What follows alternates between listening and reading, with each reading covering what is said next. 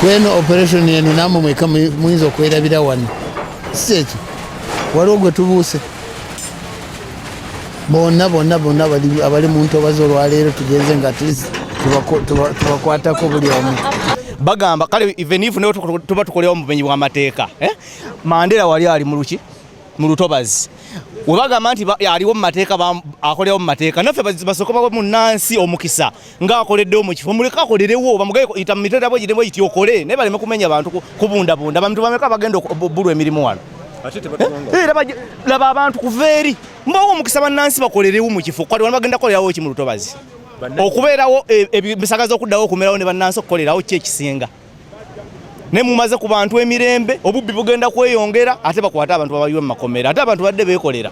siri mativu na gavumenti kyekola kino amakubo wali gajjudde ebinnya nateetaaganya gajjudde tebannagakola wabula bagoba abantu bebakolera olaba kiri feya ffe tebaatulaalika ng'abapangisa balaalika balandi road ffe bulijjo tetumanyi nti eno weterandi kuba ffe bennannyini maali eyo maali yange yona yeefudde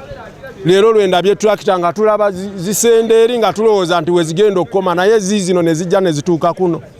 kituufu bwe tuba nga tulozezzaako tweyanzizza kuba eno gavumenti yaffe ne bannema bennyininyini bakolera ggwanga naye bandizze ne balaalika n'omupangisa naye omupangisa tebamulaalika ffe nga tetumanyi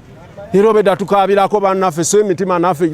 bajje eno gye tuli naye kati tunuulire emaali yange yona be bagimazeewo kituufu ng'okera ku makya nga bakubanja sente mu bbanka ng'ogamba nti ogenda kuwaayo sente mu bbanka yiyo enkuba kati genda kutonnya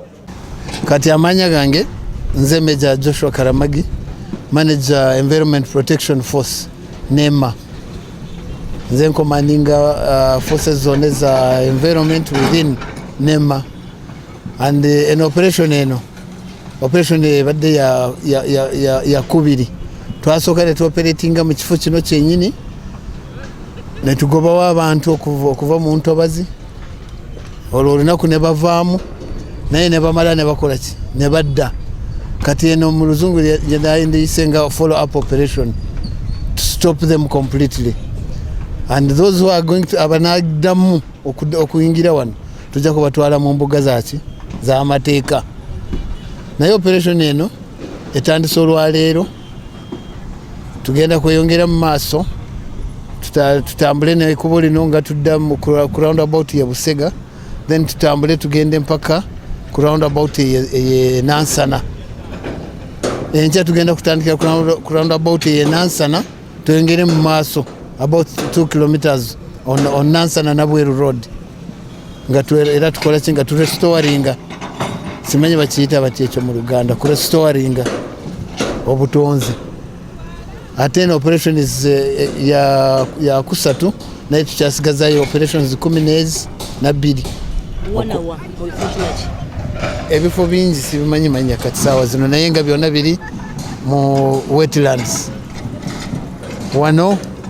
lubigi wetland then tujja kukolako elunguja